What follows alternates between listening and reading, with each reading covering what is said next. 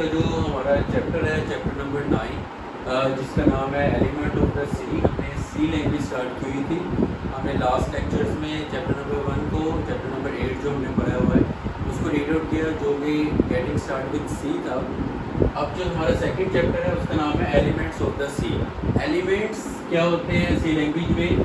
Last lecture जो हमने previous chapter पढ़ा है उसमें हमने एक प्रोग्राम, जितने भी हमने प्रोग्राम बनाए हैं उसको जो तरीका कर देखा कि जितनी भी चीज़ें एक प्रोग्राम में हम इस्तेमाल करते हैं वो सारे उसके एलिमेंट्स होते हैं, like hash, include, void, printf, scanf. ये सब चीज़ें एक्चुअली एलिमेंट्स कहलाती हैं।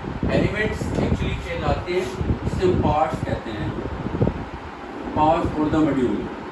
ये सब मिलकर क्या करते हैं? सी प्रोग्राम बनाते हैं।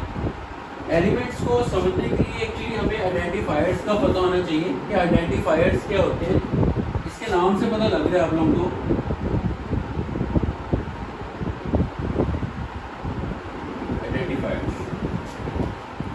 आइडेंटिफायर्स एक्चुअली पहचान करवाते हैं। लाइक हमने कोई भी प्रोग्राम में जितनी भी चीज़ें हैं, for example printf, scanf, void, main, semicolon, variables,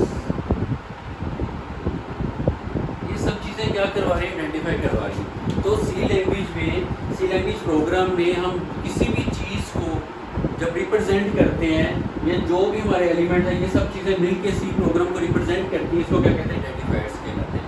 so identifiers की हमारे पास एग्जाम्पल मैं आपको इस तरह से दे सकता हूँ। For example a is equal to 10।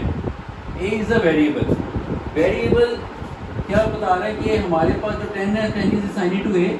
Variable a में 10 स्टोर हुआ है। अगर हमें 10 की वैल्यू को गेट करना होगा तो ऑफकोर्स हम इस वेरिएबल को देखेंगे। और ये जो है a इज़ अ वेरिएबल, जो कि क्या करवा रहा है? आइडेंटिफाई करवा रहा है, पहचान करवा रहा है। सो आइडेंटिफायर्स की हमारे पास दो टाइप होती है। First one is a standard identifiers and the second one is a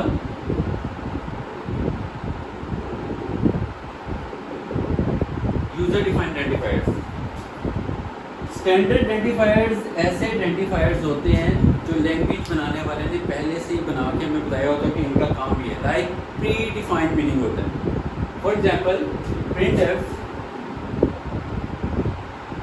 printf एक हमारे पास स्टैंडर्ड आइडेंटिफायर्स है जो कि लैंग्वेज बनाने वाले ने हमें पहले से बताया हुआ कि इसका काम क्या है? आउटपुट लेना। इसी तरह स्कैनफ है, स्टेटमेंट टर्मिनेटर्स हैं, डेलिमिटर्स हैं, ये सब के सब चीज़ें कौन सी है? Standard identifiers. इसी तरह हमारे पास हेडर फाइल्स आ जाती हैं, stdio, ये भी क्या है? हमारे पास स्टैंडर्ड आइडेंटिफायर्स है। डॉट एच भी क्या कर रहा है? एक हम बता रहे हैं, पहचान करवा रहे हैं, हमें बताया हुआ है कि ये सब चीज़ें मिलकर क्या करवा रही है? एलिमेंट्स है, एलिमेंट ऑफ द सी है। तो आइडेंटिफायर्स क्या करवाते हैं? पहचान करवाते हैं। सब चीज़ें मिलकर एक प्रोग्राम बनाती हैं। तो आइडेंटिफायर्स की दो टाइप्स हैं, एक स्टैंडर्ड आइडेंटिफायर्स और एक user defined. So standard identifiers ऐसे आइडेंटिफायर्स थे जो लैंग्वेज बनाने वाले ने पहले से भी बना के दिया और उनका वर्किंग भी बताइए कि इसका काम ये है, इसके अलावा और उसकी वर्किंग नहीं है। सो सेकेंड पॉइंट यहाँ पे याद रखिएगा कि आइडेंटिफायर्स की जो लेंथ होती है वो 31 होती है। फॉर एग्जाम्पल एक वेरिएबल का नाम है, उस वेरिएबल के नाम की अगर हम लेंथ राउंड अबाउट 50 कर देंगे, 0 to 50, तो वो क्या करेगा?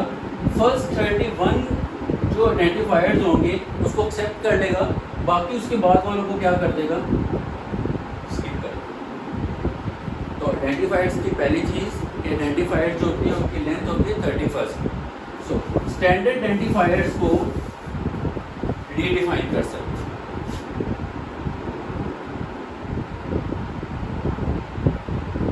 स्टैंडर्ड आइडेंटिफायर को रीडिफाइन कर सकते हैं। लाइक फॉर एग्जांपल अगर हमारे पास प्रिंटफ का काम है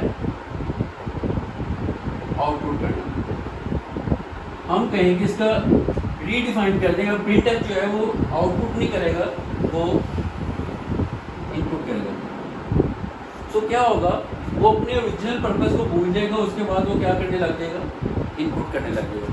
लेकिन ये एक अच्छी प्रैक्टिस नहीं है और ना ही रिकमेंड किया जाती है। स्टैंडर्ड आइडेंटिफायर्स को रीडिफाइन कर सकते हैं अगर ये डिफाइन कर दिया तो वो अपने ओरिजिनल पर्पस को भूल जाएगा, फिर हमने जो वर्किंग बताई होगी वो उसको एक्सेप्ट करेगा, लेकिन वो जस्ट हमारे अपने सिस्टम पे होगा, ओवरऑल कहीं और पे चेंज नहीं आएगा। लेकिन स्टैंडर्ड आइडेंटिफायर्स को रीडिफाइन करना एक अच्छी प्रैक्टिस नहीं है और रिकमेंड भी नहीं किया। सो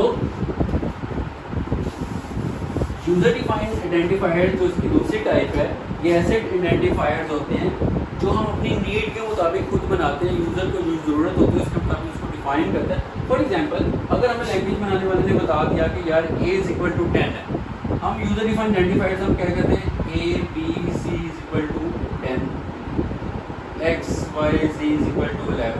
तो हम जो अपनी मर्जी से उसको नाम दे रहे हैं ये होते हैं यूज़र डिफाइंड आइडेंटिफायर। सो याद रखिएगा दो तरह के आइडेंटिफायर्स थे, एक स्टैंडर्ड आइडेंटिफायर्स, एक यूजर डिफाइंड आइडेंटिफायर्स। ऐसे आइडेंटिफायर्स जो लैंग्वेज बनाने वाले ने खुद से हमें बना के दिए हो, जिनका प्री डिफाइंड मीनिंग हो, उसको स्टैंडर्ड आइडेंटिफायर्स कहते हैं। ऐसे आइडेंटिफायर्स जो हम अपनी नीड के मुताबिक बनाते हैं उसको यूजर डिफाइंड आइडेंटिफायर्स कहते हैं। स्टैंडर्ड आइडेंटिफायर्स, यूजर डिफाइंड दो ही टाइप्स हैं। आइडेंटिफायर्स की जो लेंथ होती है वो 31 होती है, बाकी आगे के कैरेक्टर उसने लगाए हुए हैं तो उसको क्या कर देगा, स्किप कर देगा, इग्नोर कर देगा। स्टैंडर्ड आइडेंटिफायर्स को रीडिफाइन कर सकते हैं, लेकिन ये करना एक अच्छी प्रैक्टिस नहीं है और रिकमेंड भी नहीं किया जाता है। ऑल्सो आपकी लेक्चर